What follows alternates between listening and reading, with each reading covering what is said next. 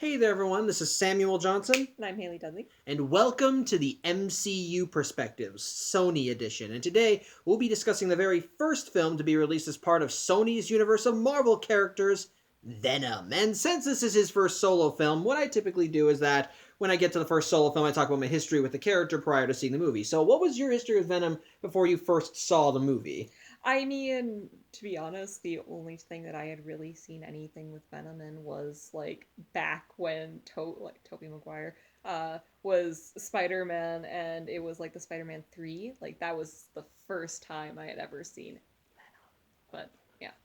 For me, I had heard about Venom through Spider-Man 1. It was an extra on one of the in disc 2 where they talked about all the supervillains, the characters, and Venom immediately stuck in my mind because even as a kid, I loved the idea of dark doppelgangers. And seeing this character who was the black gooey skin, the white spider, I thought, is that like an evil Spider-Man? I want to know more about him, but me being a kid, I learned nothing else beyond evil Spider-Man. So even when I saw a clip from Spider-Man the animated series of the symbiote being separated from Eddie, I thought, oh, so Venom's like the goo that he just possesses people. And so that's what I thought was my overriding theory with Venom. It's just that for whatever reason he was an evil Spider-Man, living pile of goo.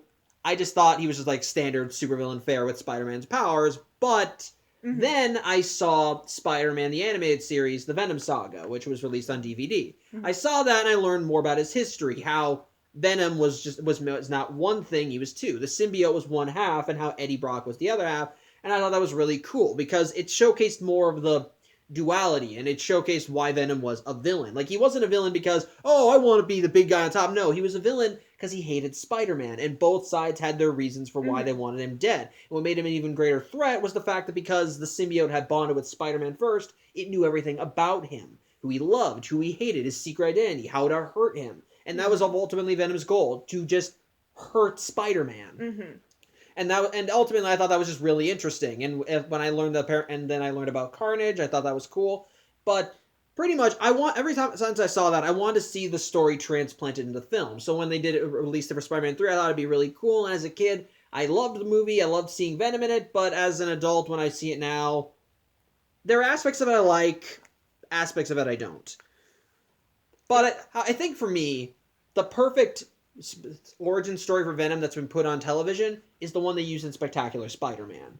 Because they showcase more of the symbiote's personality there, and looking back at it now, it was very vindictive and very cold, and the way the symbiote bonded with Peter and how it tried to kill him, it was very much like an abusive relationship. Because even when Peter did learn about it, it continued manipulating him and saying, no, it's a good thing, it's fine, we don't need those people, we just need each other. It was just really super creepy, but I loved seeing how it played out. So for a while, that for me was the best Venom. Then I heard they were going to make this movie, and I admit I was one of the people that thought, no, if they're going to get rid of Spider-Man, they can't make Venom without Spider-Man. That's part of the story. You can't do that. But I saw the trailers, and I thought they looked cool, and I wanted to give it a shot.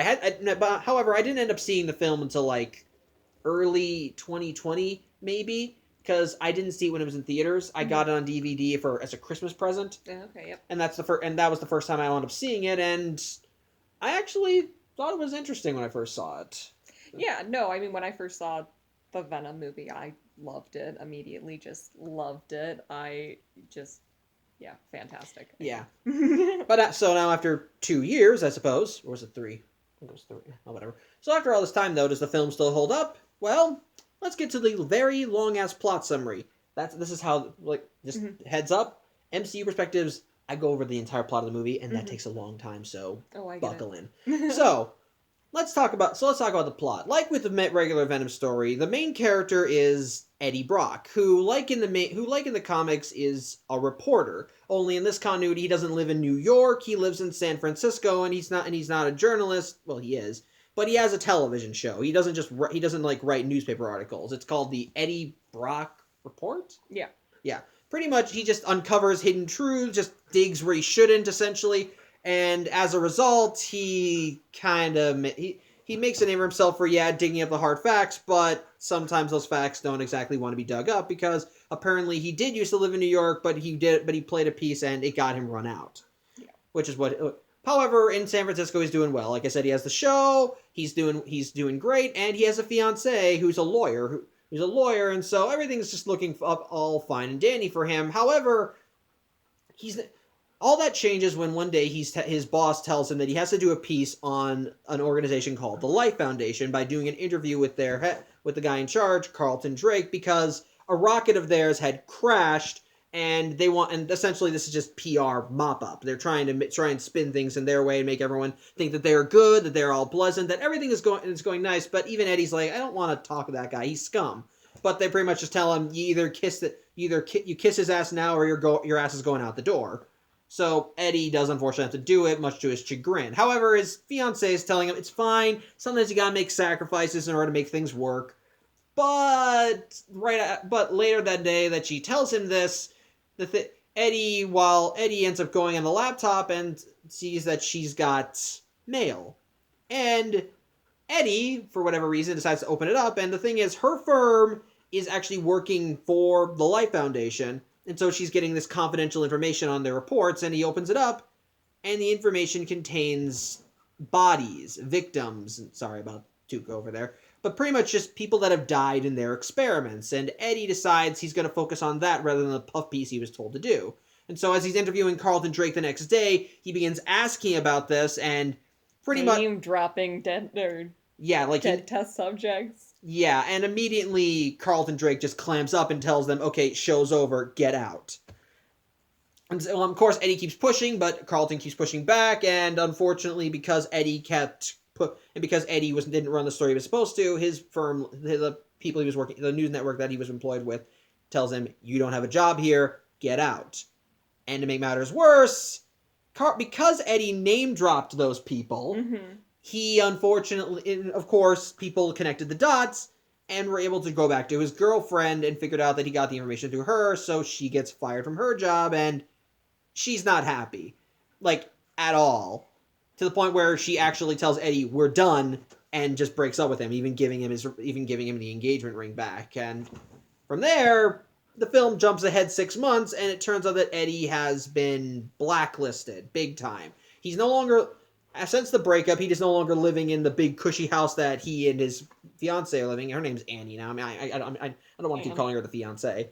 But yeah, she has that. He's not, and so he's living in kind of like a dumpy little apartment, and he can barely get any jobs anywhere. And even if when he drops his name, nobody wants him. And he's even saying, I can go by an alias. You can choose the alias. I could be a woman. I love that. But yeah, pretty much Eddie's life has just gone down the crapper. He's lost his show, lost his job, lost his career. Just out and out, his life sucks.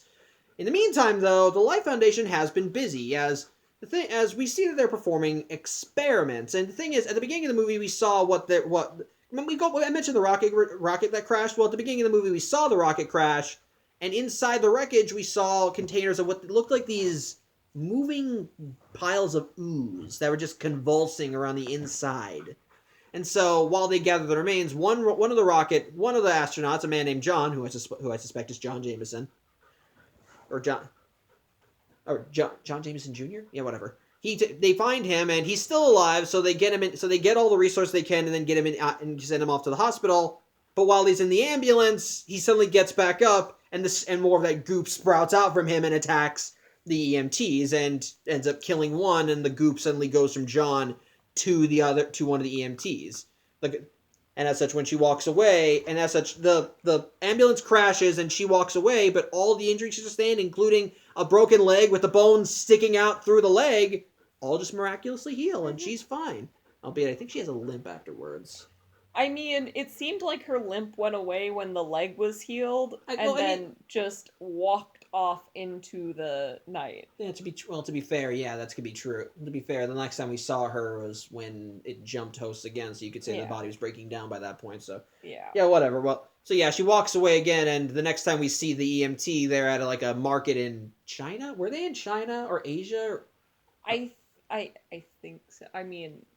It was at the very least Chinatown. Well, I know. I'm guessing it was like an Asian country because that's what the airport was. Because the airport had Asian characters. Yeah, then probably. But yeah, because the next time we see the EMT, she's at a market and she takes a live eel and just bites the head off of it. Mm-hmm. And then when people start harassing her, telling you can't do that, immediately we see more of the goo's abilities as it grows over her, forms a sword. She stabs a guy, and then when a few more guys try to hassle her, she shoots out spikes from her back, which kills them immediately, save for an old lady, which the EMT goes over to her. The goo flows from her to the old lady, and the EMT drops dead while the old lady walks away, no longer needing a cane to walk.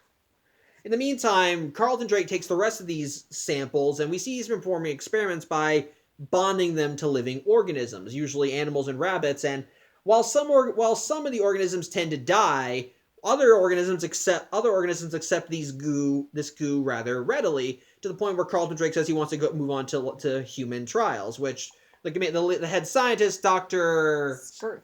Yeah, Dr. Skirth is a little against, but he talks her into doing it anyway, and sure enough, the first guy they tried on drops dead.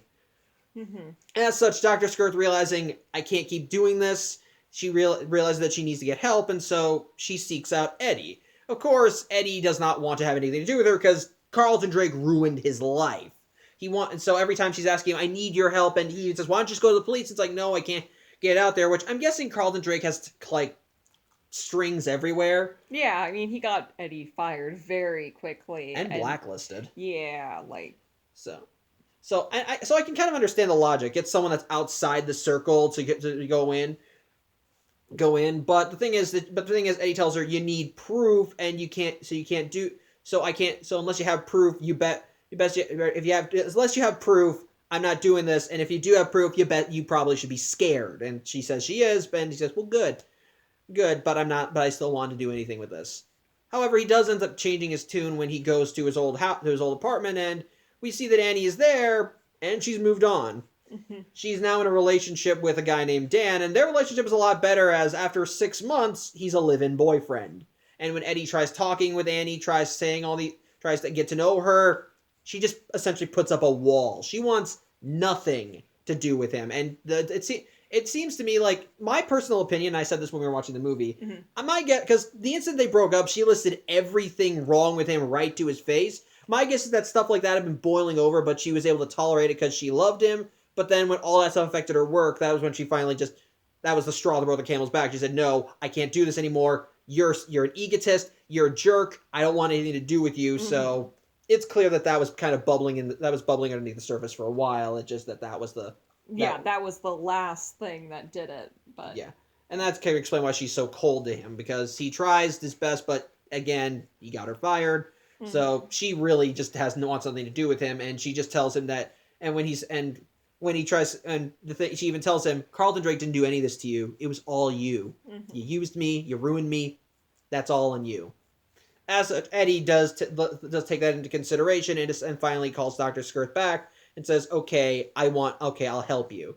As such, she sneaks him into the Life Foundation, and she gives him the lowdown on the creatures, that the Life Foundation did all these experiments to cure people, but with ecological disasters, climate change, just all these things that are affecting the Earth, people could mankind is like one generation away from possibly killing itself. So he thinks, what if we just moved off planet? And so that's why they were sending out rockets. And when they would send out rockets, apparently one of them found an asteroid that was just teeming with millions of life forms. And as such, they took some of the life forms and brought them back to Earth, which is what we saw, which is what those piles of goo are, as they classify them as symbiotes, which is a propos because they can bond with another living organism, and unfortunately, they can't survive by themselves in Earth's atmosphere for very long. So as such, she says that unfortunately, and so she explains how certain symbiotes, when they bond with people, kill them. And so she needs him to go and get the proof. So rather than, for whatever reason, doing it herself, she sends him in, which I think we called out when we watched the movie. But at the same time, it could lead to deniability. If he gets caught, then there's nothing to do with her. So but I mean, she still got caught and caved, wet paper, just so. Good plan, bad execution. Yeah, horrible. Yeah, so, she does manage to sneak Eddie into where they're testing the symbiotes, where they're bonded with people, and so Eddie's able to get a few pictures, but as he's going through, one of the subjects gets up, and it turns out it's someone Eddie recognizes. It's a street urchin who typically likes to raid a newspaper stand and then sell the papers back to people because the papers are free. Mm-hmm. And so he sees her, and he had something akin to a relationship with her because I don't mean like romantically, but at least there was. They were friendly. Like there was a scene earlier where he came over. He was like, "Why would I pay for free papers?" Because she was trying to sell them for $5, and he's like, "Why would I pay for them if they're supposed to be free?" And she goes, "Because I'm hand delivering it to you." And then he's like, "That's kind of steep." And so she lowered it to $1 for a song, and he's like, "I'll tell you what, I'll give you 20." And then don't sing, and then left, and that showcases Eddie's heart. That like even if he is kind of an egotist and kind of a moron, there's a heart there. But yeah, she's one of the subjects because according to Dr. Skirth, apparently these people are people that Carlton Drake just grabs off the streets and they sign the forms without even reading them. So they have no idea what they're doing because I'm guessing they want money and a place to eat or a place that they can go to eat. Mm-hmm. So he sees her in there, and she's banging on the door to get out, and so Eddie tries opening it up for her, but instead that just sets off an alarm that causes her to freak out even more. So Eddie grabs a fire extinguisher and manages to smash the door down, only for her to come leaping out at him and just starting to try and getting her hands around his throat. And he tries fending her off as best he can, but she manages to do it. And we see a black ooze, and we see her symbiote leave her body and go into Eddie. At which point she immediately falls over. Yeah, dead. Mm-hmm. As such, with the alarms going off because of the break, security is called, and Eddie at least has the forethought to run away. But as he's running, we see Eddie doing these things he can't do. He's moving more erratically, more shifty. He's stronger, doing things he wouldn't normally do. At one point, he can just run out of the building. He tries climbing the fence. He just plows right through it, runs through a forest, ends up knocking over a trunk. Oh, sorry about that. All good. And so he managed to break through a trunk just by running through it. And when he's cornered by the team, he ends up jumping to like the tallest tree with almost zero effort. Mm-hmm. And for some reason, Eddie is just kind of rolling with it. Though to be fair, he's probably freaking out and he's maybe prioritizing. Yeah. Because at the very least, because he immediately chalk it up to adrenaline. Yeah. So he tries calling. So he immediately tries calling when he gets back to his apartment. He tries calling his old bosses, but of course he's just getting a message. And unfortunately, Eddie, for whatever reason, suddenly is hit with a massive craving as he immediately goes to the fridge and just starts stuffing his face with tater tots. And Not even cooking them. Yeah, and eventually even tries eating raw chicken out of the garbage, which prompts him to throw up. Mm-hmm. However, after he's throw up and he brushes his teeth, he hears a voice call his name in his head, a darker, more demonic voice. Eddie. And yeah, it causes. Scream. Yeah, we see his eyes change. And he just screams, falls back into his tub, and he knocks himself out. And to make matter, unfortunately, yeah, Carlton Drake is made aware of the theft, and after they do enough digging, Carlton Drake is able to eventually track Carlton Drake's security team at least is able to track things down to Dr. Skirth, who, when he questions her, she does eventually give up Eddie, and so as punishment, he bonds one of their last remaining symbiotes to her because in captivity, they've been dying off. Mm-hmm. Because one of the things they establish with the symbiotes, is like I said earlier, is that while they can bond with anything, certain hosts reject the symbiosis. Whereas others, when they bond with a host, it's just a perfect bond. But even with a perfect bond, the host eventually dies. The symbiote turns on them and eats them alive from the inside. Mm-hmm. And so just one by one, symbiotes have been dying, and they're running out of hosts. And so they have like one left, and they give it to Dr. Skirth. The next time we see her, she's dead, and what's left of her symbiote is on the floor as a heap. Mm-hmm. So, yeah, they're running out of options, and At which point, when they come back and they see the whole thing dead, and Carlton Drake with his absolutely appalled that... you just stood there and watched them die? The arrogance. Yes, even though he has killed multiple people, and that, like, actual human peoples, and just been like, whatever. It's the symbiote he cares about. The symbiote is the key. Yeah. By the way, you got a lot of dog hair right Oh, yeah, no, I am growing my own Tuca. The same thing can be said with my dog. Yeah. But anyway, we'll get back to that subplot in a minute. Essentially, Eddie does wake back up, but it's clear that things are still not that he's still not exactly well. He tries calling Dr. Skirth, but she's not picking up. And when he And when he gets up, his neighbor, who plays the electric guitar, he plays it while the sound already gets to Eddie on a normal day, when he hears it, he's just even more infuriated, to the point where he goes to yell at him to knock it off. When the guy tries to tell him to shove it, Eddie's eyes once again change, except now his teeth are sharp. Mm-hmm. And the guy's like, okay. Fair. As such, Eddie ends up leaving and wandering around, and he does get a text from Dr. Scythe. This is before Skirth, and she does tell him that she's okay. This is before she was killed. But, of course, that's when he hears the voice say, hungry again.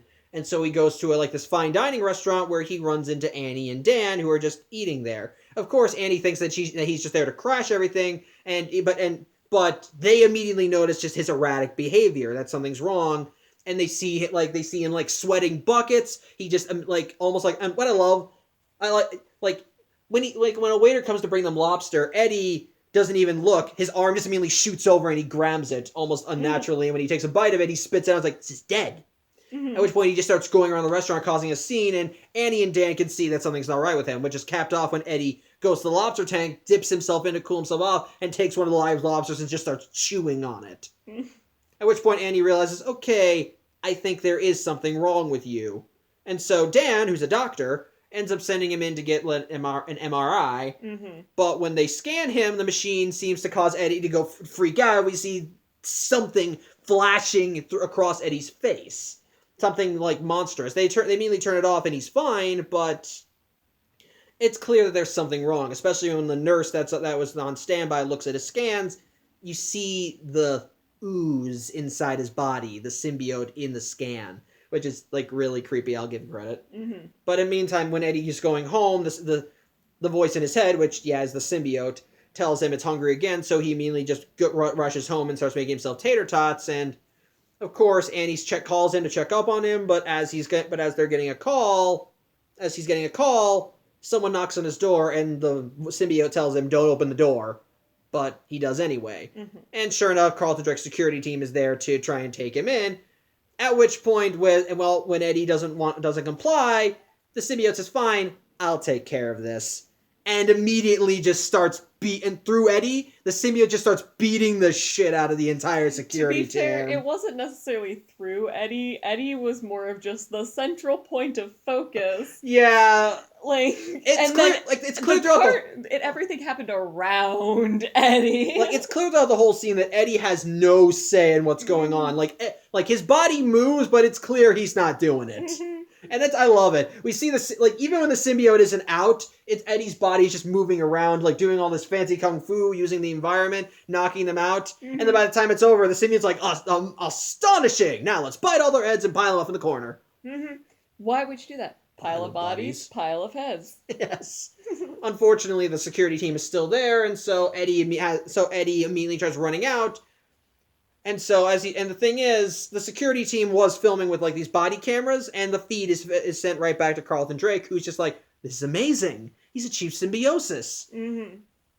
However, as Eddie goes outside, he sees his reflection in a car, and he actually sees the symbiote's face, I suppose. Mm-hmm. The eyes, the mouth. And at first he thinks it's just hallucinations, because Annie, when she called him, told him about how, or talked about, because it was Annie and Dan. Mm-hmm. Dan said that how stuff like a parasite like this could lead to, say, hallucinations, mm-hmm. and so forth. And so Eddie just thinks this is the thing, and he mistakenly calls the symbiote a parasite, and its reaction is just to yell at him and then immediately glue him to a wall. But that doesn't last forever. But that doesn't last as Carlton Drake's security team sends out more security drones, and so Eddie gets on his motorcycle, which leads to a chase scene. As we see the security team chasing him with vans through the streets, with the drones all overhead. Which, if Carlton Drake didn't own all the live broadcasts, this would not look good for the Life Foundation. No, at all. But we see more of the symbiote as it's just working around, dodging the blast, not destroying drones. Mm-hmm.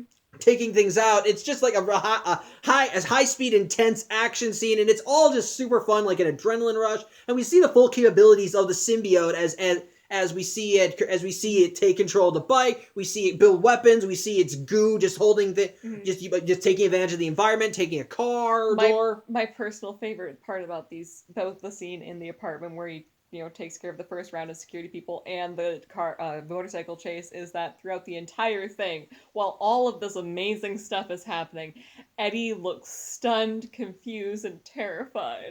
Yeah, he's just along for the ride. Like Venom literally glues his hands to the motorcycle handlebars, and he's just like Eddie's just again along for the ride. Terror is the best way to describe that facial expression. Although a nice little bit of foreshadowing, is that during the battle, when one of the drones is destroyed, Eddie ends up riding the motorcycle through it, and like I said, the symbiote arms have glued his hands to the handlebars. And when he drives through the resultant fire, we see the symbiote just suddenly shirk back, and as we see Eddie just now holding on with his own arms. And then when the security team comes, the symbiote reasserts itself, and he keeps going. So I like that little bit of foreshadowing there. And while they do manage to kind of shake off enough of the security team and cause them to crash, Eddie is briefly distracted because of the awesome victory, and the head of the security team manages to ram him with their last remaining van, causing Eddie to get thrown off of the motorcycle and to break his arms and legs. And so the guy is just like... And so the guy calls Carlton Drake, says, okay, we got him, let's bring him back. And Carlton's like, oh, that's good. And so the guy leans over Eddie, it's like, you've been a real thorn in my side. And Eddie's response is, I know, and please. And then Eddie grabs his neck as we see the symbiote growing over his body, healing his wounds, straightening his legs. And it's now that we finally get the first showcase of Venom. And his first lines, eyes, lungs, pancreas, so many snacks, so little time. And Venom then licks the guy's face, but he doesn't get a chance to eat him as another security team member shoots him with a shotgun, and so Venom just throws the other guy aside and bites the other one's head off. However, they cause enough of a commotion that police arrive, so Venom makes a retreat to the other swims away to the other side of the bay, and so when they get to the other side, Venom retreats again. Eddie's just in total shock, doesn't know what's going on, and we see Venom just kind of pool out the back of Eddie, and they finally just have a face-to-face talk. With Venom pretty much telling Eddie, you guys didn't find us, we found you. We want Carlton Drake's rocket. And Eddie's like, how do you know about that? It's like, we're in your head. I'm in your head. I know everything you know. And I know you're a loser. And so Venom just tells Eddie, this is the deal. He pretty much just says, this is the deal you can't refuse. You help us get to the rocket, and you might just live long enough to see it come to fruition. And so, yeah, Eddie really has no choice in the matter. And that, as such, but at the same time, though, Eddie does still have the proof that the Life Foundation has been doing something wrong, and so he wants to make a pit stop at his old office building, and so Venom's just like, oh, okay, fine, we're not unreasonable. And so he lets him go in there, but unfortunately, the security guard won't let him get by on the first floor. And so while Eddie tries getting through, the guy's not doing it, and the guy's not letting him through. And even when Eddie tries handing the evidence over, the guy's not going to take it. So Eddie's just like, I don't know. I was like, fine, we're going to leave. We'll leave. And Venom's like, we? And so as they step outside, Eddie's just kind of wondering what to do. And Venom just says, you want up? Why didn't you say so? And then Yep, Venom takes control again, and they just scale the building, which...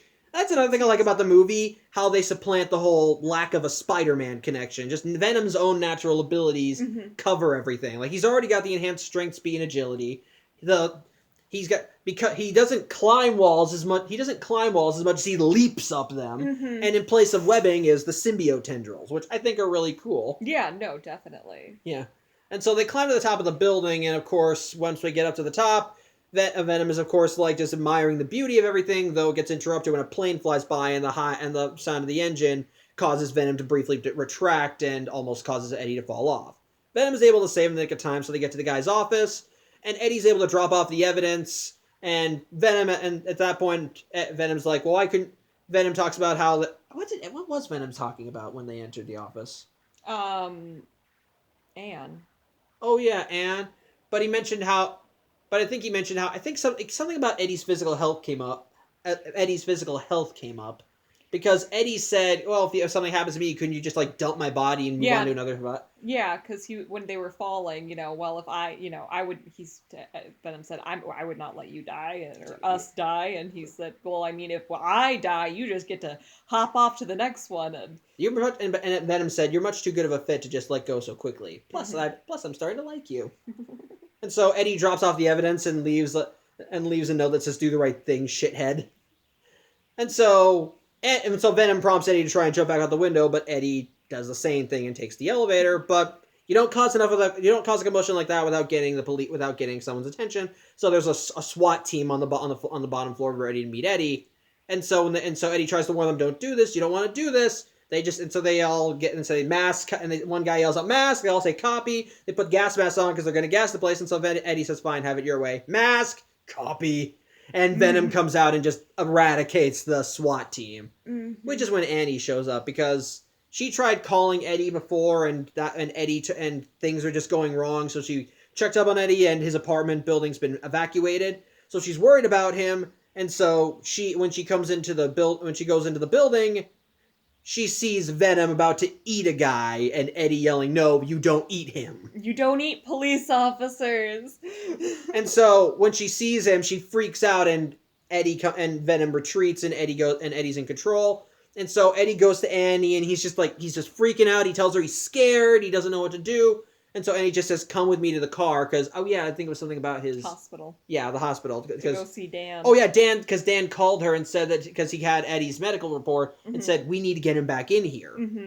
And so they take her in, and so they take her in, and that's when Venom tells Eddie more about their weaknesses, how they're weak to loud noise and fire, and Venom just tells Eddie... like, you never apologized to her. You might not live to get another chance. And that's when Eddie just says, I'm sorry about everything I put you through, everything I did to you. And her response is, this is really not the time. So they get him to the hospital, and it turns out the reason why Dan wanted Eddie back so quickly is because, according to the reports, his heart's atrophying. It turns out that, like with the... heart atrophy, renal failure. Yeah. Basically everything was shutting down. Yeah, like with the volunteers at the Life Foundation. Essentially, Venom is eating Eddie from the inside. And while Venom says he can fix it, which probably could, they're pretty much just telling him that thing is killing you. You got to get rid of it. And Eddie, of course, is just astonished, doesn't know what to do. Venom is continually denying it, saying, "No, we can fix it. We can make it better." They don't know what they're talking about. And then, when Dan says, "No, you got to get rid of it," Venom comes back out and tries to choke Dan. And so immediately, Annie turns on the MRI machine, and the high frequency noise ends up affecting Eddie, and manages to separate him from Venom. They manage to, and so like the MRI machine is like in another room. Venom's the machine, the terminal for it's in another, so they manage to close the door, and so Eddie just tells Venom, "What happened to we? We're done." It's like, "No, you were killing me? No, we're done." And so he just leaves because he wants nothing to do with this. Doesn't make it very far. No. For one thing, the Venom manages to sneak out through an air vent and bond with a dog. And another thing, the security team caught up with him again and managed to knock him out because Eddie doesn't have backup this time. So, as such, Eddie is brought back to the Life Foundation and brought to Carlton Drake, who immediately just starts grilling him, telling him how how humans are parasites, leeches, and how Eddie's the best example of that, and he wants to know where Venom is, but Eddie says, "Look, even if I did know, I wouldn't tell you. Those things may look cool, but they kill you from the inside. They're eating you up. And I've had to spend a significant amount of time with one of these things up my ass. It was not fun." And Carlton Drake's just saying, "Last chance. Where is it?" He's not telling. And then Carlton Drake reveals he has his own symbiote. You see, remember the EMT worker with the symbiote that jumped to the old lady? Well, the old lady apparently was wandering around Asia for those 6 months. Sorry about this. Tuka's being clingy. Yes, he is. Well, this symbiote, which we later learned is named Riot, managed to get the old lady to the airport, but by the time she got there, the old lady was not doing well. So Riot jumped to a little girl and took a plane to America, to San Francisco. At which point, Riot took the little girl in the Life Foundation, and Carlton Drake, who was there after hours, met with her and said, "What are you doing here?" And Riot jumped to him. And Carlton Drake is more than happy to have Riot on board. pretty much, and you put it best. Riot looks like a knockoff Venom. Yeah, like Wish Venom. Yeah, like I'll get the, DVD here if you can see it. Like this, that is what Riot looked like, and it looks appropriately creepy. And even Eddie says that's the ugliest thing I've seen in my life. And yeah, he does look friggin' ugly, and he does he looks all muscly and monstrous. He's got covered in red veins, even though he's got the gray skin. But the face just is it looks like you took Venom's face and then just pushed it up. Mm-hmm. So it looks And then the teeth are just toothpick teeth. It looks like they're just sticking. fangs. It looks like they're sticking out. With Venom's teeth, it does actually look like they're in place. Mm-hmm. Whereas they look like they're jutting out of his mouth. Yeah. Riot. Since Eddie doesn't know where Venom is, Carlton Drake and Riot just consider Eddie a failure until the security guy just get rid of him. And so Carlton Drake's apologizing to Riot because they killed because all the symbiotes in their care are dead. But Riot just says, it's fine, we got millions more, and if I tell them where to go, they'll follow me. And it's like, you mean they'll follow us? And it's like, yes, us. Mm-hmm. As such, they take Eddie out to a forest with the intent of executing him, and it's the same security guy that Venom almost killed earlier. Mm-hmm. So the guy's just ready to go nuts. But yeah, my dog likes to do stuff too. I have to stop the vlog occasionally to let him out or something. Mm-hmm. But pretty much as the guy's getting ready to execute Eddie, he sees black tendrils just taking the other security guys while his back is turned. And Eddie's just like, oh, karma's gonna come knocking for you. Karma's kind of a bitch, yada, yada, yada. And the guy's like, I don't believe in karma. Only for him to get turned around and get his head bitten off by Venom. Or, in this case, She-Venom. Mm-hmm. It turns out that after Eddie got taken, Venom realized he couldn't follow after him in a dog, so he jumped to Annie. And so, after Eddie's life is saved, She-Venom goes up to him, and in a honest-to-God gross scene, they just start kissing. I mean, I'm like, that was an alien's interpretation of a kiss. No person should go into a kiss. First off, tongue first. Second off, yeah, like Venom's tongue. It disappeared, and there's only 2 places it can go, and it doesn't fit into his own mouth. Ew, all of the ew. Just saying. Anyway. And you're smiling. But to be fair, it might have just been a pretense on Venom's part to get Eddie and Annie kissing, because as they're kissing, Venom leaves Annie and bonds back with Eddie, and through the whole bonding process, Venom is just still having them kiss. Mm-hmm. And once Venom's completely bonded with Eddie, that's when they break the kiss, and Annie's now just reeling from the fact that she just bit a guy's head off. Mm-hmm. But that's when Venom tells Eddie about Riot, how he's the leader of the symbiotes, and how he is exceedingly powerful, got a bunch of weapons, and how the reason they wanted the rocket was so they could go back to space, find other people, and come back and invade Earth. As such, Venom tells Eddie that they have to stop him, but Annie says, I can help too. Venom says, no, things are going to get ugly. And he says, oh, she can handle ugly. And she says, yeah, I can handle ugly. But Venom just says, no, asserts control over Eddie and runs off. Which prompts Annie to say, oh, that's bullshit. Following after him. Yeah. So, yeah, Eddie and Venom get to the rocket, and they have another conversation. And Venom just says, look, I've decided I want to stay here. I like it here. I like seeing this place. I like being, because among my people, I'm a loser too. But together, we're strong here. Together, we're powerful. But if my people come here, it's not going to stay that way. Mm-hmm. And on top of that, Eddie doesn't buy that, of course. And he says, well, what really made you change your mind? And Venom says, you, Eddie. It turns out that Venom has grown to like Eddie. So he doesn't want to destroy, and he doesn't want Eddie to be destroyed and used up too. Which, again, I think I'll get to that later. Sorry. Anyway, yeah, so Carlton Drake just tells all of his engineers, get the rocket going, get it going, and he's just kept rushing through the process, and many of them are kind of unsure, and one guy almost cancels the launch, but just before he does, Riot comes out, and they've already gotten most of the launch set up already, even got a timer down, and so with that being said, Riot takes control, and I think he kills him. He stabs him. Yeah, he stabs the guy, and then does he kill the rest of them? I mean, they kind of scattered pretty quickly, so I'm pretty sure most of the people ran off, and Riot was just not interested in them, so, To be fair, there is a timer on that. Yeah. As such, Riot is ready to run to the rocket, and Venom and Eddie go to confront him, and what I love is the conversation there where Eddie asks Venom, what's our chances of winning this? And Venom's like, is it pretty much 0? And Eddie's like, fuck it, let's just save the world. And so Venom goes to confront Riot, who Riot orders Venom to get on the rocket. Venom says no, he's not going to do it. And so Riot says fine, then you die, which leads to an actually really awesome fight scene between Venom and Riot, because we mentioned before how Riot, or I meant whatever, how Riot could form weapons out of his symbiote goo. We see more of that, like during the scene where the guy tried to shut off the rocket. He created a sword and stabbed him. And then when he just get the other scientist to scatter, he created 2 giant blades out of his arms. Well, here he creates a mace, a flail, another giant scythe. It's like a really awesome fight. And while Venom does put up a decent fight at first, Riot's too powerful. Even at one point, when Venom has got him in a chokehold, Riot just erupts these tendrils out of his back, which stab Venom. I keep getting their names mixed up. Yeah, I mean, it's hard to keep them straight sometimes. Especially when they're inhabiting the same body. Yeah, especially when there's 4 people that are inhabiting only 2 bodies, and they're fighting each other. Yeah, it's very confusing. And at one point during the battle, the battle goes right near the rocket, and Riot manages to rip Venom right off of Eddie.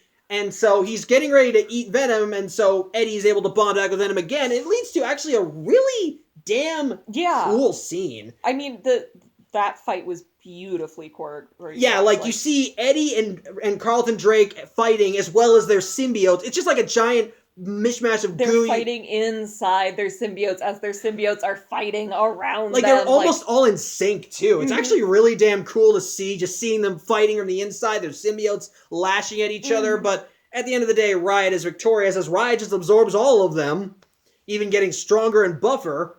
But before he can climb into the rocket again, they're hit with a high-pitched screech, which it turns out is Annie, having gotten to the control room and turned it on. And as such, the resulting screech manages to separate Riot and Venom from each other, but they're both still symbiotes, so they both fall off the rocket and end up separating from Eddie and Drake. As such, Eddie and Drake get into a fist fight, and it looks like Eddie wins by punching him off of the platform they're on, but as Eddie turns around again, he gets stabbed by one of Riot's blades because the Riot symbiote was just right there. Thankfully, Venom comes in and manages to bond back with Eddie and heal the wound, but he still has the blade. And so as Riot gets in the rocket, climbing up, he gets in the driver's seat, it's all blasting off, Venom climbs on it, gets to the glass seat, gets to the cabin. Riot yells at him, traitor, through the glass, and to echo a line that Carlton Drake said to Eddie earlier in the film, which I didn't talk about, Venom just says, have a nice life, drops down, and uses the giant blade to rip open the gas tanks of the rocket, and causing it to hit the fire beneath it, and causing the whole rocket to just blow up with Riot and Drake inside. Unfortunately, though, they're surrounded by fire, and Venom is slowly losing mass, and so to save Eddie, Venom creates a parachute to give him enough leeway to land in the water that they were in, because it was near a waterfront, safe and sound. So Riot has been defeated, Carlton Drake is dead, and with the proof that Eddie was able to give to his boss, or his former job, Eddie was actually offered his job back, and was offered to do a piece on the Life Foundation. And we see, later, Eddie and Annie are talking, and they're talking, how it was to be bonded with Venom, and I like it's kind of some confused chemistry there, because Annie doesn't love him, but at the same time, they're more amicable now. Yeah, no, I mean, honestly, in my opinion, even with their actual romantic relationship, they're almost sibling-esque relationship at the end of the film, it seems like, but yeah, Venom also really wants them back together. Oh yeah, and Venom's alive, which some people question because how did he survive that? Which I respond with, they're living piles of goo. My guess is that all it takes is one glove. Yeah, he just one little drop, Going with Ultimate Spider-Man comics, all Spider-Man had to do to get a black suit was for a little bit of it to get on his hand, and it grew over him. So while even if most of Venom's body was destroyed, as long as there's one little drop that was still inside Eddie's system, he can grow back. And so yeah, as Venom and Eddie are, and so as Annie and Eddie are talking, Venom says, "Look at her. She doesn't even know we're gonna win her back." And so Eddie ends up talking with Venom, which alerts Annie to Venom's presence. But Eddie immediately just dodges the subject and says, "Oh, look at the time! I gotta go. Got this interview lined up." Because he did not take his new job back. He instead wants to go back to written journalism. But as he's walking away, we get our Stan Lee cameo as we see him on the street walking his dog, and he says, "Don't give up on her, either of you." And so Venom's like, "Wait, who is that? Wait, what's that thing he has? It looks delicious." And so the film ends with Eddie trying to lay down ground rules for Venom, saying, "Okay, if we're gonna make this work, you can't. There are certain things you're not allowed to do. You can't touch, hurt, or kill nice people. But there are good people and bad people. There are bad, and for bad people, you can do all that. And if the opportunity is correct, you can eat them too."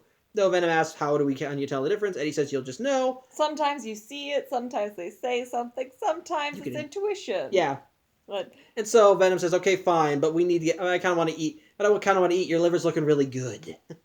And so they go to this little bodega that Eddie frequents. And earlier in the film, that was where Eddie met with Dr. Skirth. And while Eddie was, and during one point when Eddie was visiting there, the Mrs. Chen, the lady who owns the bodega, was being robbed by a guy who collects protection. And so as Eddie goes back in there to get tater tots and chocolate for Venom, the guy comes back in and demands Mrs. Chen hand over protection. Only this time Eddie's got backup. And so Venom immediately goes up to the guy and just starts giving him smack talk, saying, "If you go anywhere in the city preying on innocent people, we will look for you, hunt you down, eat your face right off your head. Then we'll eat both your arms and both of your legs. Do you understand?" Guy's just pissing his pants. He's like, "Yes. So you'll be this armless, legless, faceless thing, won't you? Rolling down the street like a turd in the wind. Do you feel me?" And the guy's like, "What the hell are you?" And then Venom pulls back his face, but in unison, Eddie and him say, "We are Venom." At which point, Venom just says, "Screw pretense," and eats the guy. And so they walk away. With Venom say, "We can just do whatever we want." Mrs. Chen, "What was that thing, Eddie?" "Oh, I have a parasite." Like, Eddie's just nonchalant about it. I love it. But of course, it's a Marvel film, so there's some after credits stuff. One of the after credits things was a preview for Into the Spider-Verse, which, as I said in the prologue, I'm not going to be covering in these vlogs because it's not technically part of the Sonyverse Marvel stuff. So it's there. It's a nice little preview. Shows Miles running away Miles Morales running from Prowler and meeting Peter B. Parker. Mm-hmm. So that's nice. But the one that's of actually importance is the one that takes place the during credits scene, as we see Eddie going to the San Quentin prison because this is the interview he scored, and he's telling Venom, "This is a me thing, not a we thing, so I want you to be quiet." And so Eddie's being led in by a security guard who says he thinks it's crazy that he's getting this interview at all, but Eddie says that the FBI wants to take advantage of the situation to see if they can identify some victims. And so Eddie steps into the solitary confinement cell, and we meet Cletus Cassidy, who was writing "Welcome Eddie" in his blood on the cell. And so he and Eddie talk for a little bit. He acts all creepy and weird, and Cletus runs up the scene by saying, "When I get out of here, and I will, there's going to be carnage." And that's where the film ends. Dun, dun. To be discussed next week. So, what were your thoughts on Venom? I mean, I loved it. I think it's one of my new favorite movies, but I have to say I love watching Eddie and Venom's relationship. Like, the internal dialogue is fantastic. I agree with you on that, because that's actually one of the aspects of this movie that I effing love. The dynamic between Eddie and the Venom symbiote. Like, while they don't talk a lot, because like the first third they're not bonded, and then for the middle third, Venom's just slowly coming out. Mm-hmm. When they do interact, it's just so kind of fun. We see Venom either toying with Eddie or genuinely talking with him, Eddie freaking out and going weird, but at the same time, it also fleshes out more of Venom's personality, which is one of the things that I liked in the Spectacular Spider-Man cartoon when we were introduced to the symbiote, because little by little you actually did hear the symbiote, well, for lack of a better term, talk in that show. Like, in the show, it's like, at first it masqueraded as just part of Peter's thoughts. Like, at one point in the show, Peter was thinking, because Spider-Man was accused of stealing the symbiote, and Spider-Man almost confessed to a cop and said, actually, I sort of in the symbiote, then said, what are you doing? You tell the truth and they'll take the suit away. You need its power to help people. And through that, we saw more of its personality until eventually it just dropped the pretense and just straight up talked to Peter. And then later Eddie when it bonded with him. So seeing that here is a nice thing to do, except unlike in the Spectacular Spider-Man, where the symbiote was vindicative, cold, cruel, and also, well, actually the only thing it has in common with this one is that it's a clingy ex-girlfriend. In this case, it's jovial. It's high-powered. It's fun. It loves brandishing its power and showing off. It loves acting like a threat and just scaring the shit out of people just before it bites their heads off. And it just, like, again, we talked about the scene where Eddie was confronted by the security team in his apartment, and then Venom said, and then after they knocked him out, Venom said, well, let's bite all their heads off and pile them up in the corner. That was just so enthusiastic and happy and like, oh yes, I'm having the time of my life here. Honestly, I feel like that is like, yes, it was very happy and excited about murder. But like, I feel like part of that is like, it's less of, I like having dead bodies around and more of like, I can do whatever the heck I want type of thing. Like, he really reminds me of like a kid that was left unattended and mom left them $50 for food for like the whole weekend. And so, that like. That's actually kind of a propos for Venom too, because Riot obviously is the team leader for the symbiotes. Obviously they're like an advanced scouts to gauge Earth, learn about its society and so forth. But at the same time, Venom has been separated from Riot, and even then, the group has been separated from the leader, because Riot was the only one that got away. And so, now that Venom is loose, he's enjoying his freedom, and it's by enjoying that freedom and going nuts on Earth that makes him decide, you know what, I don't want to conquer this place, I want to have fun here. And that's what I do like that, and it's kind of a propos, because Mom's not home, he can do whatever he wants. Yeah. No, and I really also appreciate, like, looking at the differences between Carlton Drake and Eddie and how they relate to their symbiotes. Because, like, Eddie and Venom, like, Venom is very invested in keeping Eddie alive, even to the point at the end where, like, Venom is sure he's going to die 100%. He still turns himself into a little parachute so that Eddie can land safely in the water and be all right.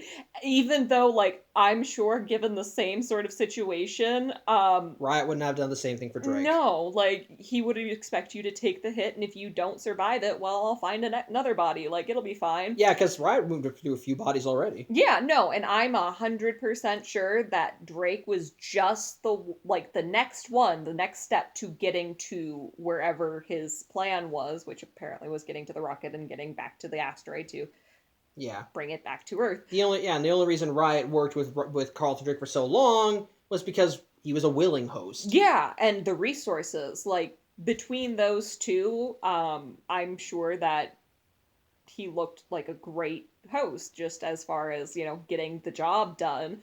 But it's very clear that Riot does not see his hosts as equals or as, like, even living beings outside of himself. It's just... and it's done well with dialogue. I mentioned before that little exchange that Carlton Drake and Riot had, where Riot said, if I come, they'll follow me, and then Carlton Drake corrected him and said, you mean they'll follow us? And then that's when, us. Yeah, right, us. It's clear that Riot does not see Carlton Drake as an equal. He just sees him as his ride, which Venom at one point referred to Eddie as, but again, you saw the relationship, you saw Venom just kind of slowly grow accustomed to Eddie to the point where he just didn't see him as a ride anymore. Yeah, no, and even like even in the house when the security team first comes and everything like that, like, given the reverse of the situations, like when we saw Riot fighting in the street market, whatever, when people pulled guns on him, it was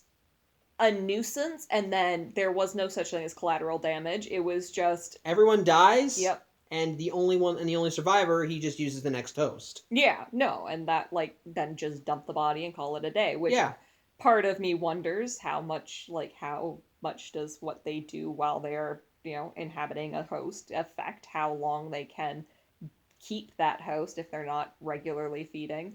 My guess, and this is just a guess, Mm-hmm. because one of the things they establish with the symbiotes in the movie is that the symbiotes need to be consistently fed, Mm-hmm. otherwise they start turning on the host. That they start like consuming them from the inside. We saw that with the hosts in the life. We saw that with the symbiotes that the Life Foundation was keeping. That was keeping. Yeah. Like even when the host body was compatible with the symbiote, if they weren't fed, then they started eating the host from the inside. And even the and we like you on that when like because they were talking about how they were giving them enough liquid nutrition in order to sustain more than them. They needed meat. Yeah, no, and like Eddie touched on that when he like went to and he grabbed that steak. He took a huge bite about it's dead. This is dead, and throws down like it's gross and disgusting because they're after a very specific food. Yeah. But and it's true. They kind of do need to eat live things. Minor spoiler for the second film: he eats chickens. Mm-hmm. So, and they're not dead chickens; they're live chickens. Mm-hmm. So, which, from what I remember of like comic lore type shit, that's supposed to be about like hormones and stuff that are going through the body. But I think maybe the brain. Brain, because they said because the chocolate and human brains have a certain chemical that keeps symbiotes sane. Mm-hmm. So yeah, but yeah, whatever. That's Anyway. That's the second movie. The bottom line, yeah. And like, oh yeah, but my point was, while they do, well, the thing is, a host, how quickly they work through a body depends on how compatible the host is. Like, yeah, because keep in mind, like, let's go with this way: when when Riot bonded to the EMT, she lasted for a little while before he jumped ship and went to the old lady. But then with the old lady, Riot was able to stay bonded with her for 6 months before the body started to break down. Yeah. At which point, that's when Riot jumped to the little girl. Yeah, and here's the thing: what's the likelihood of him running into not one, not two, but 3 compatible hosts all in a row, and understanding that yes, not all of them last at the same time and everything, but 3 compatible hosts, as opposed to when they were trying to artificially introduce hosts to these symbiotes, then most of them were immediately killed, like to the point where they were having a hard time keeping up with the demand for hosts. Like what one scene we saw with like where that was a symbiote killed a test subject, and what got Dr. Skirt to finally talk to Eddie. It was this guy. It was when it bonded with a host, and I think you pointed this out. It was actually an interesting detail how it was clear the symbiote didn't bond with him for the sake of surviving. It did it because it was hungry. Because it was probably like kept in that tube for God knows how long, and then it bonded with this guy, and then within seconds, he just starts convulsing, twisting, looking like his entire body is just failing all at once. Before he fell unconscious, the symbiote left him and tried to get out, but it's a giant pile of goo. It's not going to get out without a host. Yeah. But I mean, because he's running into these things and all that fun stuff, like, it was only a matter of time before he would run through Carlton. And I'm just surprised that Carlton, 1, was not looking at that as a thing. And then 2, even when Venom accidentally, on purpose, uncontrollably out of his hands, caused Eddie to have heart problems and like to have system failures on his side, Venom was immediately, I can fix that, like, just give me a minute, don't mess with things, I can do it, just let me work. Which I actually could buy Venom could do, because they showed this when the symbiotes bond with a host, they can heal any injuries. So that's why I don't like sorry, just before I forget the thought, that's why I don't necessarily think it wasn't it wasn't that he could just do it, because they all can do it. It seems like they've established that. Is that he was really invested in making sure that Eddie got fixed. While on the other side, Riot was riding his host like, well, they're broken. Yeah. Next. It's like a car you keep driving until the engine wears out. Mm-hmm. And that actually is an interesting demeanor and showcase the difference between Venom and Riot, which I think I can kind of see why Venom would be considered a loser by symbiote standards, because basically what I'm getting is that the symbiotes plan to invade the Earth and just take control of the population, and most likely would just plan to use everybody up until the planet was dead and they moved on to another planet. Mm-hmm. But whereas with Venom, and this is something they did touch on in the comics prior to Venom being cured, so to speak, and essentially that the symbiotes, when they bond, essentially Venom didn't want to use up his hosts. He wanted to live with them, actually live their lives with them. He was, and that we see that with him and Eddie. Like what? Because here's the thing: when Venom first revealed himself to Eddie and told him, "We're going to the rocket, and you do what I say or you die." He let Eddie go to his little newspaper, to his old job, to deliver the evidence, and Venom's response, we're not unreasonable. It's like a quick pit stop, right? But then even after they got kicked out, Eddie referred to them as we, and immediately after that, tone shift. Sorry. Yeah, it's like a switch flipped because Venom was like, we. Because because Eddie was saying the line as he's walking out the door. All right, we're leaving, and we was immediately just like covered up by other people talking, but like, wait, we. And so Yeah, and immediately Venom offers an alternative solution instead of just saying, let's just go to the rocket. This is a waste of time. Oh my god. Okay, sorry. Random thing that just clicked in my brain. Venom's just really lonely. He just wants a friend. He kind of is. That's touched on the sequel. But yeah, immediately Venom starts working with Eddie, helps him get to the office to drop off the evidence. It shows that that Venom is not just a parasite. In fact, Venom hates being called a parasite. Anytime Eddie refers to Venom as a parasite, he's pissed off and immediately demands that Eddie apologize. It's very clear that between the two, like, Venom wants to be part of a thing. Like, no specific thing. He wants to be part of something, while Riot wants to be the thing everything is a part of. But... Yeah. Which I thought was nice. And, of course, another aspect of for me, I think the film is all right. Yes. It's not perfect. It's not great for me, but there's plenty of there to like. And of course, like you mentioned, it's the relationship between Eddie and the Venom symbiote. But another thing I love is the action, and it's not just for the high choreographed fight scenes. It's how they expertly use the symbiote's abilities. We see the full range, like even before Eddie suits up into Venom, we see more of Venom's abilities, his super strength, how he can do all this incredible superhuman stuff. But more than just that, he's got the tendrils. We see the gooey, extensions. The point where he makes like a brace between the two cars while he's on the bike, or Eddie and him are on the bike and everything. Yeah. And that's another thing. I love the look of the symbiotes. Oh yeah, they look appropriately creepy. Like kind of going back to the last time we saw a symbiote in a film with Spider-Man 3. That one definitely made it look like slime, but here they really do look like viscous life forms. Like they're not just goo. It looks like they're like a mass, so to speak. Because they're all connected to each other, and there is never a point when they're not connected. Even if they have to split apart, they're still connected in some other part of their body. Like when Venom was going through the vents, at one point he did split apart to go inside, but there was enough of his back there that was still bonded together, and even when the back split apart, they most likely met in front again. So there's still a connection there, and the way they move around, it looks so alien and disturbing and creepy and slimy.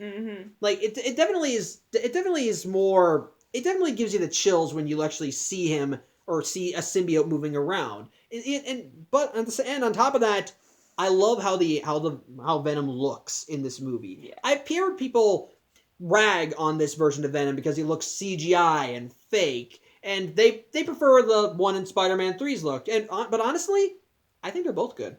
I mean, they're both good. They're different. One's practical effects, one's CGI effects, but.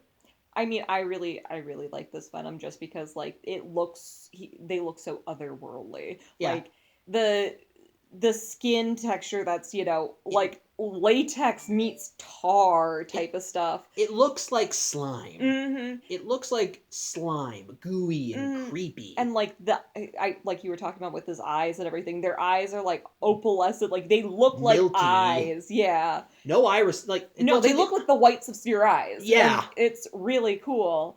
And when they showcase the eyes in the human forms, like when Venom first revealed himself to Eddie, like it was through the eyes, and that's what caused Eddie to freak out. And then of course when Eddie yelled at his neighbor, that's when Venom did it again. It looks even creepier when it's on a human face. Oh yeah, no, 100%. And I appreciate how they did those like half transformation things, like that. There weren't full suiting up and everything, and it wasn't even like how we see him fighting. It was just Venom expressing himself. Yeah, I liked that sort of thing. And so, yeah, I liked Venom's personality, and I liked the relationship that he and Eddie had, because I liked seeing their dynamic. The fight scenes were really cool, and I did like where everything wound up. But there are aspects of the film that I think could have been worked on. Okay. For starters, I think, while I did like the relationship between Eddie and the Venom symbiote, I feel like we could have had more time to flesh it out. Like, the first third of the movie is Eddie mostly by himself, and Venom is not brought in until the second third, and even then, we don't see him suit up until the halfway point of the movie. Yeah. And so, while he and Eddie do form a relationship in that short time, it doesn't feel as strong as it should be by that point. Because, like, odds are we're going with the whole Venom's clingy thing, and he wants to be a part of something. That would explain it. That actually does explain it, and I'm okay with that. It's just that when you don't know that, which that's another thing, another problem this film has. In order to understand some of it, you kind of have to assume. Yeah. Like, we were able to guess the whole, if a symbiote's not fed, it feeds on the host thing. Because that seems kind of obvious. Because whenever Eddie ate, he seemed okay. Even at the end, when Venom said he wanted food, and if he couldn't get it, he'd feast on Eddie's liver. See, I get what you're talking about, because I feel like I do agree that we could have seen them together more. It did take a long time for Venom to even make an appearance, and then for those two to actually meet and everything. But like, as far as with the whole like feeding on, like when you're talking about with the whole feeding on thing and assuming a lot of things, I feel like they give us a lot of information, because like they even talked about how, well, it's slowly eating their organs and everything, even though we're feeding them, and I don't understand when they're talking to Carlton, but those, like, we're given that information and no other context. Like, that's the sort of stuff, like, they give a lot of information out. They give clues. But you're supposed to find where it fits. They leave a lot up in the air, and that's why certain people, that's why I think there are some complaints with the film regarding certain things. Like, how did Venom survive? He got burned up. Again, I like, they don't say on the movie how, but I just assumed that enough of Venom was in Eddie that he was able to survive. Yeah. Or how are they going to solve Venom eating Eddie? He's like, if he's constantly fed, he'll be fine. Yeah. But they don't say either of those things. You can assume them, but they don't say it. Yeah, no, and that's it. It would be nice to hear direct confirmation. At the same time, I kind of like the clue finding mission of the whole movie, just because like you can sit there and let the headcanons roll. And it confirms some of them, but it also does not confirm others. Yeah, no. I think it's... And another thing but again, another problem I think is also just sort of how things kind of jump around a little. Like, again, we skip 6 months, and then we see Eddie after that. And again, because of the rush nature of the first third, and with him getting to Eddie, it doesn't feel as strong as it should be. Especially when Venom says that, you, Eddie, you're the reason I do that. Like, that falls into, you need context for Venom's personality. And while we do get a good enough grasp of it, but by the time because I heard criticism for the scene with the robber, because that was shown in the trailers where Venom said, "We'll eat your face, your arms will be a turd in the wind." That was showcased in the trailers, and people criticized that because it seemed like a very dumb thing to say for Venom. But the thing is, in the context of the movie, that makes total sense for Venom's character. And so to see him there relishing it, it's funny, and by that point you know Venom's character, and suddenly you're like, oh, that's perfectly in character for the guy. That makes sense for him. It makes sense there. But the thing is, while they established enough about Venom's personality, the bond between him and Eddie, I feel, could have been worked on better. It's good enough, but there are some flaws. And when Eddie says, "You, Eddie, you're the reason I want to protect Earth," it still doesn't feel like they had enough of a strong enough, for lack of a better term, bond to justify him saying that. No, I get it. And that does make sense, because they realistically had only been together for a day. Yeah. But that being said, I understand, I can assume, as you were talking about, why Venom was seeking out Eddie specifically when he switched from, I think her name was no, when like in the first. I forgot her meeting, name too. I think her name was Marina. They didn't really go over it. I think it was that. It began with an M. Yeah. When they switched from her to Eddie, like we already know that the symbiotes, to some extent and abilities, have access to the thoughts of their host, and she knew Eddie. She knew who he was. Eddie was a big name. He tried to expose the Life Foundation. The Life Foundation already. So like she would know about that, as well as being friendly with him, knowing where he frequents, all of that stuff. Oh, that would actually explain why she jumped up when Eddie reacted. Because she heard her voice, she heard his voice, it sparked a memory, and Venom realized, I can use him to get out of here. Yeah, no, and like even like it was immediate, Eddie, it's me. Open this up, open it up. And then the instant that Venom got what he wanted, he immediately just dropped the pretense and attacked Eddie. Yeah, no, and even that attack, like, first off, he had Eddie by the neck. If he wanted to kill him, he would have. He just needed a ride. Yeah, his whole goal was transfer. And if he already knew, one, that Eddie was somehow connected to bringing down the Life Foundation, and two, was capable of doing so in some way, maybe, like, understanding that Venom does not always make solid life decisions. Which actually that would explain why he probably turned on what he did, because in the beginning he was planning to just go to the rocket and go through with Riot's plan. Mm-hmm. Even told Eddie, we want Carlton Drake's rocket. I need you to bring me there. It wasn't until Eddie did the we thing that he just kind of flipped. Yeah.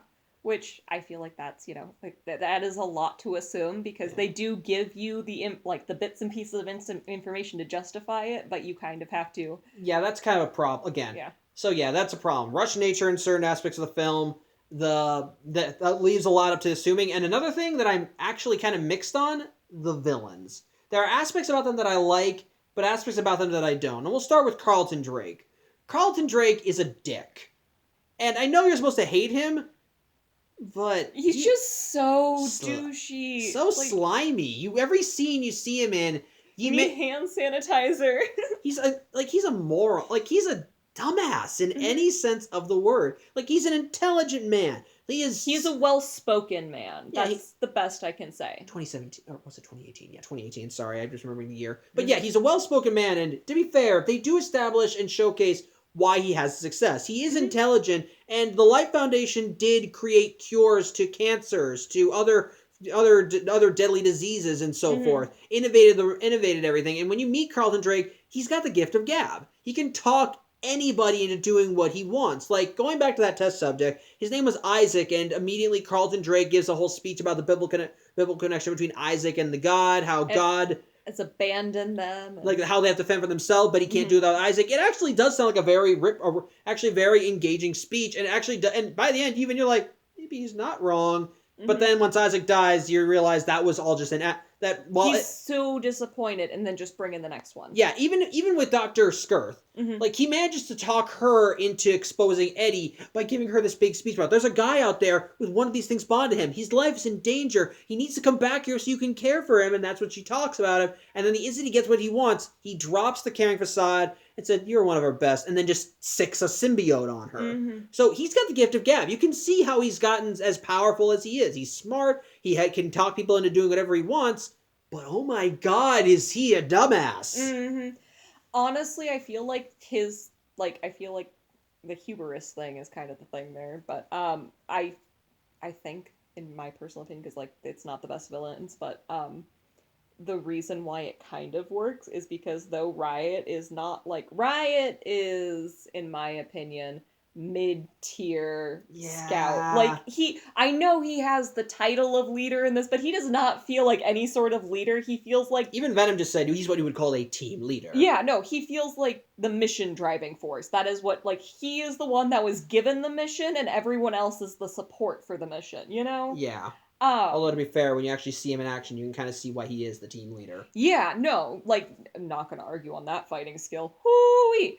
But, he's only doing what he was already planning to do. Despite the fact that he has made it sound like he's bringing his army to Earth. No, he's only doing what he was already told and planned to do. Yeah. Like this has been he's the leader of he's the leading pile of slime of a society of a pile of slimes. Yeah, no, and I can't even I wouldn't even necessarily say that once he got back to their asteroid that he would be the top dog, because it really seems like he was given this the golden key mission.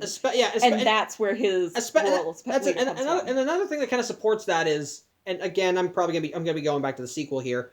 In Let There Be Carnage, and here's the thing, when Venom goes up to fight Riot, he's perfectly willing to fight him even though he thinks he's going to die. Which means, despite the minuscule chance, he thinks that there could still be a chance. In Let There Be Carnage, when Venom finally confronts Carnage and sees he's a red symbiote, Venom just wants to get the hell out of there. So that implies that Riot, even in symbiote society, may have been high on the totem pole, but he wasn't at the top. So that could easily mean, maybe he was just the team leader because he was the strongest of them all. But that being said, because Riot had one mission, one course of action. He only did what he was going to try and do, and that was get to the rocket and everything, and he did that real good. But I feel like he managed to. No, he is not. The schemes that he did pull, tricking, I would even call it tricking, Carlton Drake into helping him and everything, that was mostly playing on the fact, in my opinion, that, in my brain, I would think that he was playing off the fact that Drake was very proud, thought himself to be the best specimen of humankind. And so then when being told that he is talking to the leader, I want to help. I want to help the leader of this alien race that I found. Yeah, because he thinks that it's going to raise his own standing, while Riot's looking at it as just, next. You're just the pit stop. Yeah. Carlton Drake, while he does have he is good at this stuff, he's just a moron. Yeah. He constantly talks down about humans, thinks that and just by him being in charge, he considers himself to be above everyone, that he can do certain things, but you guys can't. He goes through test subjects because to him, they're just specimens, things that he can experiment on. If they die, that's not his problem, it's their problem, because they died. And then, of course, when someone else lets a symbiote die, he's like, how arrogant of you to just sit back and watch, when he just sat back and watched earlier. He's a complete hypocrite and a moron, and despite having this high intellect, he is just an idiot. Yeah. He can play people, but he can't understand them. Yeah, no, honestly, it reminds me of the teacher's pet type of characters. Yeah, that's what he is. Yeah, and all he was after was that extra bit of recognition and power that being associated with a symbiote would get him. Even when he was trying to bring Eddie and Venom in, he was talking about bring my creature in, because he wanted the symbiosis. He did not care about the only reason anything else. Yeah, the only reason he wanted Eddie was because Venom bonded with him so well, and even when the instant Eddie didn't know where Venom was, he just thought he was useless. So that idea, that's a problem with him. He's got qualities of a good villain, but the rest of the time he's just annoying. Well, I feel like I understand why, because that's not good superhero or supervillain qualities, but he's a good everyday villain. Yeah, he's a good corporate villain. Yeah, and I feel like that's all he really had to be, because honestly, if he was a supervillain, why would he work with Riot? Yeah, which also brings me to Riot himself. As we've just talked about, he's not really the grand big boss type material. He's a big, angry, more ugly version of Venom with a lot of cool powers, and he does look awesome. I'll give credit. In a fight scene, he's fucking cool, because I saw a Let's Play where where a couple people were playing the PS4 Spider-Man game, and they kind of bashed the credits, that climax fight scene, because they thought it was Venom versus Evil Venom, which I can understand that, but for me, it did. I liked seeing the two symbiotes fight, and that was an awesome fight scene. Especially when you can actually track the two different fighting styles. You all right? Sorry, dry throat. Yeah. But Riot as a villain, he's just a muscle. He's just a muscle. It's cool seeing him jump from person to person. It makes him look creepy and offers an appropriate build-up. But the instant he's out there, he's yelling, giving orders, being a brute. it's like it feels like there needs to be more. You could have the brute status while still having him be like a smooth player, and we see a little bit of that when he plays on Carlton Drake's arrogance to have him just so that he can use him as a host. But other than that, he's more angry and brute. He's more angry in your face, yelling, just bigger and strong. He feels like just a big bully. And while that can be a good villain, it doesn't really make for an interesting villain. And I totally agree and understand where you're coming from with that. But at the same time, it makes me wonder what's going to happen next, because like I'm sitting here looking at Riot as like he is the first line, you know, and like they've already established there are millions of symbiotes, and all of them, it seems to have the same vibe of we're coming to Earth specifically to drain all of the resources we can and hightail out of there. Yeah. And so it would make sense that you send your muscle as your beginning foot soldiers and the start of your scouting mission. That being said, if it doesn't step up from there, it feels rather lazy. Yeah, that's kind of the problem with Riot. He doesn't feel like a final boss, so to speak. He just feels like the big strong guy. Like it's like if you got in the first episode of an anime when they encounter the boss of that particular episode, and there's the big epic introduction of their hero, and like he kills the dude in one fell swoop. That sort of vibe. Yeah, like that. Although to be fair, again, we've established there probably is more hierarchy of symbiotes, and there are better ones. But at the same time, yeah, that again, I don't hate the villains completely. There are aspects of both Carlton Drake and Riot that I like. They just could have been better. Could have been so much better. And again, but I also appreciate one more thing. In the rocket scene when Venom, has now saved Eddie and everything, and like they showed like Riot burning off of Carlton and then Carlton screaming, and yeah. It like I understand that they're in a confined space and everything, but even in that situation, like Venom knew it was a hopeless situation. He did everything he can to ensure that Eddie had better chances of survival. Riot made no move to help in any way. No move to do anything except scream at the fact that he could not stop it. Yeah. But, although I did still like that last line that Venom shared to him. Have a nice look. Which I think is nice. It's a nice bit of screw you, because when Eddie was told to shove off when he tried interviewing Carlton Drake, that's what he said. He said, have a nice life. So then proceeded to destroy his life. And so now here's the reverse situation with Carlton Drake in the rocket and Eddie outside, and so Eddie's like, have a nice life, and just slashes Eddie. And you could not, and that could have easily just been Eddie talking, because I always like that in the movie. That's one of the aspects I like in other media, like where Venom is where whenever Venom is talking, you don't know if it's sometimes the host talking, sometimes the symbiote talking, sometimes both. So I like that. So you can make an argument maybe that line came from Eddie, or Venom would just decide to be cute. One of the two. I mean, either way. I mean, it could also be like with the fact that Venom has sharing, thoughts and everything with Eddie, knowing what happened and took place and all that fun stuff, thought he would use it as a kind of dig at them, because that was a good line.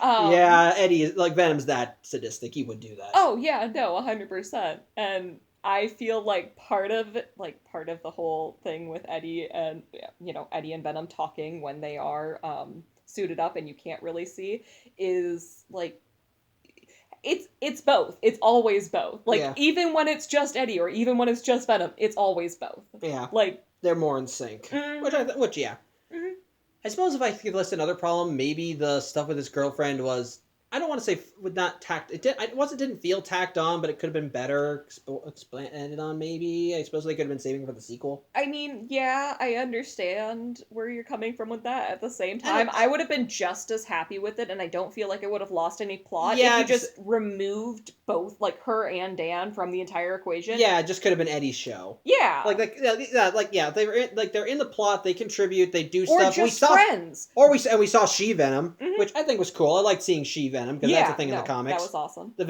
But overall, though, they did, honestly, if there was no romantic relationship, they were just friends, or if they were just both Eddie or Anne and Dan were completely gone from this, it wouldn't have made it any better or worse, in my opinion. Like, that would have freed up a lot of time to explore Venom more. Yeah, I get that, yeah. Overall, though, while the film is not perfect, it has plenty of flaws, and I can understand why the film kind of got somewhat mixed reactions when it came out. I think it's an alright movie. I love, like, Tom Hardy, I think, does a great job portraying Eddie Brock, especially when he's possessed. Venom, I think, looks appropriately creepy and as much of a threat. The action scenes look fantastic. I think the effects, while they're not the best effects, still look really damn good, especially in how weird and also alien the symbiotes look. I loved the fight scenes. I loved seeing them utilize them. I liked the humor. I liked the chemistry between the Venom symbiote and Eddie. And I did like the ending, and I did like the ending, how it all played out, and I did. And something I actually didn't talk about. While they did cut out Spider-Man from the story, one aspect about the movie I loved is how they did still find a way to adapt Venom's story. Like, even to hit the beats, we got Eddie Brock as this up-and-coming kick-ass reporter who gets humiliated and ashamed and thrown to the gutter. But then at that time at the bottom of his at the bottom of everything, he finds the Venom symbiote and that gives him new power. But then at that point, that's when they start adapting the Spider-Man aspect of it. Because at first, when Eddie discovers the symbiote, he knows it takes control of him, but he's realizing all the benefits, the super strength, having this thing on his back, being able to fight off, the healing and everything. But then he learns the downside, like with Spider-Man, and like with Spider-Man, he rejects it. He gets rid of it. But then, of course, like with Eddie Brock in the comics, it comes back to him, gives him more zest for life, and they take out what they consider a shared threat. It's just in this case, it's not Spider-Man, it's Nathan Drake and Riot. So I like that. They found a way to adapt Venom's story without fully adapting Venom's story. I like that, especially with how they did get everything right about how a symbiote's weaknesses and how it works. I agree with you, because it's like they created an anti-hero-esque character out of someone who was just, like, not even a cool villain, for lack of a better way to put it, in my opinion, because, like, his only thing is he wants to get back at Spider-Man, Eddie wants to kill Spider-Man, Venom wants Spider-Man. That's actually the symbiote's motivation too. Like, yeah. Even in Spectacular Spider-Man, how Peter beat Venom the first time was he convinced the symbiote that he wanted it back. And the instant he said that, the symbiote ditched Eddie and went back to Spidey. But then the instant the symbiote bought it back, he realized, you didn't want us back at all. And Peter had already figured out how to not get rid of it the first time, and so he just did that again right then and there. And before the symbiote could go back to Eddie, he grabbed a sack, threw it in, and then buried it in cement. Which, yeah, anyway. But yeah, overall though, I think it's an alright movie. It's got its flaws, it's not perfect, it's got pacing issues in my opinion. While I love the relationship between Eddie and the Venom symbiote, I feel it could have been established, could have been better paced. It's got I feel like it does introduce Venom a little too late in the game, especially in the middle act, and the villains are mixed at best. But at the end of the day, it's got plenty of fun action. I love the CGI. I love the look of the characters. They're all likable and well written for the most part. They know how to really play with it. They get a lot of the stuff with the symbiote right. It's got some good tension. Overall, it's still a very fun movie, and that's what I love about superhero movies, that they can be fun. And your final thoughts? I love it. It's honestly one of my favorite movies to come out of the Marvel universe. So, recently-ish, I suppose I should say. It's a few years old, so yeah. Honestly, I love the relationship between Eddie and Venom. I love the humor of everything. I love just Eddie's reactions to how his life is going, because Eddie is such a real character in this. I remember the Eddie from the Spider-Man 3 movies that was just he was a worm, such a douche. Oh my god. Yeah, he was a worm. Yeah. When I rewatched that movie, I thought to myself, yeah, this guy is a worm. He's a kiss ass. He sucks up to people. I remember first time watching it and seeing him being brown nose. That's exactly what it was. Even his motivation for why he hated Peter was because Peter just called him out. And so I did not like that character. It was flat and basic. And this Eddie still has his problems. He's still an egotistical, self-absorbed, will tromp on you for his own benefit sort of person, not necessarily meaning to hurt you type of thing, but like there's still that, as well as, adding the general likability of being a good person. Yeah, despite all of it. He's so average. Yeah. Yeah. But they do actually, they do a good job at it. They don't like, they make him a kind of a loser, but they don't make him an unlikable loser. And I appreciate that, because it's something different rather than, having... He actually does feel like a real character. Yeah, and it doesn't feel like, here's the thing, understanding that with most heroes, there is a call to action that brings them out into becoming a hero. And like, there was kind of that with Riot and everything, but that was really resolved in this movie, and so it's not like he has a continued reason to be a hero or anything like that. Yeah. And his entire reasoning is just, because Venom's like, well, I think we can do whatever we want, and all he has to do is make sure Venom stays fed. Yeah. And so everything's good. Yeah. And like, I feel like that's a really interesting way to end it. But, yeah. So overall, really love. I think it's all right. Oh, at the end of the day, though, give it a thumbs up. And if you're interested, I recommend checking the film out. Like I said, not perfect, does have its problems, but it's still an enjoyable, fun ride from beginning to end. Very interesting look at the character, and definitely, and they show they can still make an interesting story about him even when they took Spider-Man out. So, I mean, definitely, if Venom is not your favorite, and superhero movies are not your favorite, this is a good, enjoyable movie to watch. It has great humor, good action. I understand why some people don't appreciate the CGI, because yes, there are times where it is a little distracting. But honestly, that seems to be a common trend in most movies now, especially when you get into the suits like they were dealing with. I still say that it and the Venom from Spider-Man 3 look good, but for different reasons. Yes, no, definitely, and that's kind of where it comes down to. But they both look like gooey monsters, so. But definitely amazing. Yeah. So yeah, overall, we both liked the movie. 2 thumbs up. Yep. So, yeah. Thank you for watching. I'm Samuel Johnson, and I'm Haley Dudley. And next week, when we continue the Sony edition of the MCU Perspectives, we're going to actually be taking a look at a direct sequel, the first for the MCU Perspectives, as we see what is spawned from Venom from his time on Earth in Venom. Let There Be Carnage. Dun, dun, dun.